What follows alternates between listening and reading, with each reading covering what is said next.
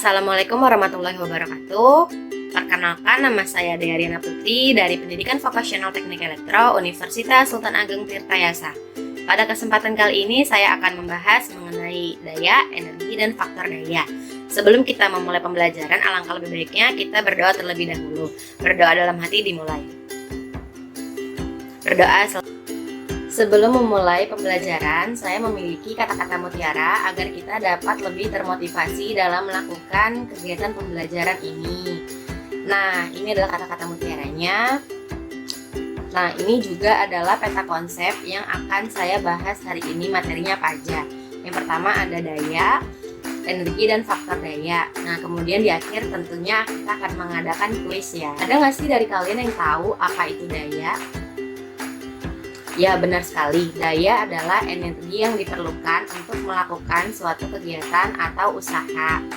Daya ini juga memiliki satuan yaitu watt dan disimbolkan dengan huruf P besar. Daya juga memiliki rumus-rumus ya. Untuk menghitung daya terdapat beberapa rumus, yaitu salah satunya adalah P sama dengan V dikali I, P sama dengan V dikali ampere dikali cos theta. Yang dimana P ini adalah daya yang memiliki satuan watt, V sama dengan beda potensial atau tegangan dengan satuan volt, kemudian ada ampere yaitu satuan dari arus listrik yang mengalir atau bisa disimbolkan dengan I, kemudian ada cos theta sebagai faktor daya. Selain itu, daya juga memiliki beberapa rumus lainnya, yaitu P sama dengan W per T, P sama dengan I kuadrat dikali R, P sama dengan V kuadrat dibagi R, yang dimana R ini adalah hambatan dengan memiliki satuan ohm, kemudian ada T yaitu waktu dengan satuan second ya. Nah, kalau kalian bingung, kita harus menggunakan rumus yang mana sih Kak gitu kan untuk dalam mengerjakan soal gitu. Nah, tentunya kita harus menentukan dulu apa yang diketahui dan apa yang ditanyakan. Apabila diketahui itu adalah waktu dan usaha, maka kita menggunakan rumus P sama dengan W per T ya. Begitupun sebaliknya, itu gimana kita dalam pandai-pandai membaca soal, seperti itu ya. Kemudian ini juga ada rumus-rumus cepat dalam menghafal rumus ya. Sebenarnya rumus itu nggak perlu dihafal sih, cuma dengan latihan yang banyak kita juga bisa langsung hafal dengan sendirinya gitu tuh. Cuma ini saya punya beberapa cara ya, ada 2 cara, yaitu dengan cara segitiga piramida dan ada juga rumus lingkaran.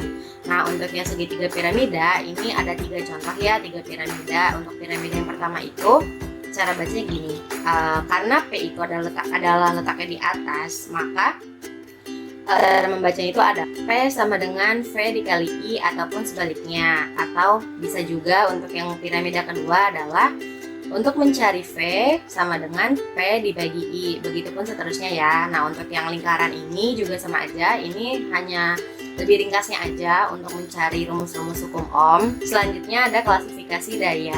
Sebagaimana yang kita ketahui, daya terbagi menjadi 3 macam, yaitu daya nyata, daya semu, dan daya reaktif. Ada yang tahu nggak sih apa itu ketiga daya tersebut? Ya, benar banget. Daya nyata adalah daya yang diperlukan untuk menggerakkan mesin-mesin listrik atau peralatan-peralatan listrik lainnya. Contohnya itu apa aja sih Kak? Contohnya adalah seperti energi matahari, energi panas, energi cahaya, dan juga energi mekanik ya. Nah, daya nyata ini disatuin dengan watt, memiliki satuan watt ya, kemudian disimbolkan oleh huruf P besar. Nah, untuk yang daya semu ini adalah hasil perkalian dari tegangan dan arus listrik yang mengalir dalam suatu jaringan. Daya semu ini disimbolkan oleh huruf S besar, kemudian memiliki satuan yaitu VA atau volt ampere. Kemudian ada daya reaktif. Daya reaktif adalah jumlah daya yang diperlukan dalam pembentukan medan magnetik.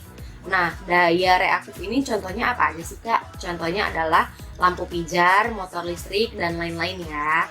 Kemudian daya reaktif ini disimbolkan oleh huruf Q besar dan memiliki satuan VAR. Sekarang kita akan membahas mengenai rumus-rumus dari klasifikasi daya tersebut ya. Untuk daya nyata, daya semu, dan daya reaktif ini memiliki 2 rumus yang sama ya untuk 1 fasa dan 3 fasa. Untuk daya nyata dan daya reaktif yang membedakannya adalah faktor dayanya. Kalau daya nyata, rumusnya itu adalah untuk yang satu fasa, P sama dengan V dikali I dikali cos theta. Untuk yang tiga fasa, 3 dikali V dikali I dikali cos theta. Untuk rumus daya semu, untuk satu fasanya adalah S sama dengan V dikali I aja. Kemudian untuk yang tiga fasanya, rumusnya S sama dengan akar 3 dikali V dikali I. Untuk daya reaktif, memiliki rumus satu fasanya Q sama dengan V dikali I dikali sin theta. Kemudian untuk yang tiga fasanya memiliki rumus 3 dikali V dikali I dikali sin theta. Nah, untuk daya nyata sama daya reaktif yang membedakannya itu tadi kan, kalau daya nyata itu makanya cos, kalau daya reaktif pakainya sin. Berikutnya kita akan membahas mengenai segitiga daya. Ada yang tahu nggak sih apa itu segitiga daya? Bener banget, segitiga daya adalah hubungan antara daya aktif, daya semu, dan daya reaktif ya. Daya aktif itu sama aja dengan daya nyata. Nah, di segitiga daya ini memiliki 3 rumus juga. Nah, yang pertama itu adalah rumus P. Untuk mencari P, rumusnya adalah P sama dengan S dikali cos theta. Nah, untuk mencari rumus S, rumusnya itu adalah akar P kuadrat ditambah Q kuadrat. Nah, untuk mencari Q, rumusnya adalah Q sama dengan S dikali sin theta. Sama aja ya, kalau reaktif itu pokoknya kaitannya dengan sin. Kalau misalkan daya nyata atau aktif, dia kaitannya dengan cos. Berikutnya kita akan membahas mengenai energi listrik. Ada yang tahu nggak sih apa itu energi listrik? Ya, bener banget, energi listrik adalah suatu energi yang dihasilkan oleh benda bermuatan listrik yang kemudian menghasilkan medan listrik statis. Kemudian dari energi listrik ini terdapat beberapa rumus ya. Namun rumus utamanya adalah W sama dengan Q dikali V, yang dimana untuk mencari Q ini adalah rumusnya Q sama dengan I dikali T. Maka dari itu dapat disimpulkan bahwa W sama dengan V dikali I dikali T, yang dimana W ini adalah usaha atau energi yang memiliki satuan Joule. Kemudian ada I sebagai arus yang mengalir dengan satuan ampere, ada V sebagai beda potensial dengan satuan volt, kemudian ada T sebagai waktu dengan satuan sekon, dan jangan lupa ada Q sebagai muatan dengan satuan kolom.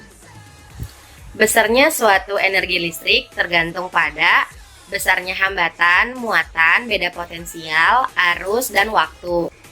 Semakin besar muatan, kuat arus, beda potensial, dan tegangan, maka semakin besar energi yang diperlukan. Begitupun sebaliknya, apabila semakin besar hambatan, maka semakin kecil energi yang diperlukan dari daya. Sebagaimana yang kita ketahui, untuk mencari daya itu terdapat rumus P sama dengan W dibagi T. Maka dapat disimpulkan bahwa untuk mencari W sama dengan P dikali T, maka terdapat lagi rumus nih turunan dari yang W sama dengan P kali T. Karena P-nya itu bisa dicari dengan rumus I kuadrat dikali R, maka dapat disimpulkan terdapat rumus W sama dengan I kuadrat dikali R dikali T. Kemudian, karena P ini juga bisa dicari dengan rumus V kuadrat dibagi R, maka dapat disimpulkan terdapat lagi rumus lain, yaitu W sama dengan V kuadrat dibagi R dikali T. Materi selanjutnya adalah faktor daya. Apa sih faktor daya itu? Faktor daya adalah perbandingan rasio antara daya aktif dan daya semu. Apa sih rumus dari faktor daya? Rumus dari faktor daya adalah daya aktif Watt dibagi daya semu S, atau sama dengan V dikali I dikali cos theta dibagi V dikali. Berikutnya ada materi mengenai mencari tan theta dan cara mencari daya reaktif ya. Kalau daya reaktif ini rumusnya itu adalah daya aktif dibagi dari tan theta. Kalau tan theta sama dengan daya reaktif dibagi daya aktif. Berikutnya ada rumus-rumus ya. Ini bisa diterapin sendiri lah ya, karena dari tadi udah dijelasin. Kemudian ini ada keuntungan dari kita yang meningkatkan faktor daya. Apa aja sih keuntungannya? Salah satunya adalah mengurangi rugi-rugi daya. Kemudian tagihan listrik akan menjadi kecil dan adanya peningkatan tegangan karena daya juga meningkat. Selanjutnya ada kerugian ketika kita menurunkan faktor daya. Salah satu contohnya adalah 1. Membesarnya penggunaan daya listrik kWh karena rugi-rugi daya. 2. Mutu daya listrik menjadi rendah karena jatuhnya tegangan atau voltage. Selanjutnya ini ada rumus perhitungan kelebihan pemakaian ya, bisa dibaca sendiri. Selanjutnya ini ada tips strategi untuk mengkoreksi faktor daya, bisa dibaca sendiri juga ya. Selanjutnya ini ada gambar kompensasi daya reaktif, bisa dilihat sendiri gambarnya. Kemudian slide selanjutnya bisa dibaca sendiri, itu adalah penjelasan dari gambar yang sebelumnya. Selanjutnya adalah sifat-sifat dari faktor daya. Terdapat dua buah sifat faktor daya. Yang pertama ada faktor daya leading, yang artinya ini akan terjadi apabila arus mendahului tegangan. Nah, faktor daya ini akan terjadi apabila bebannya bersifat kapasitif. Contohnya adalah generator, kondensator, dan juga kapasitor. 2. Faktor daya lagging terjadi apabila tegangan mendahului arus dan bebannya bersifat induktif. Contohnya adalah AC, transformator, dan motor induksi. Selanjutnya ada beberapa contoh soal dan pembahasan yang bisa dijadikan pelajaran ya untuk latihan soal. Kemudian di akhirnya ada kuis, silahkan dikerjakan. Sekian penjelasan dari saya. Apabila ada yang ditanyakan atau tidak dimengerti, boleh langsung tanyakan ke saya. Kurang lebihnya mohon maaf. Wabillahi taufiq wal hidayah. Wassalamualaikum warahmatullahi wabarakatuh.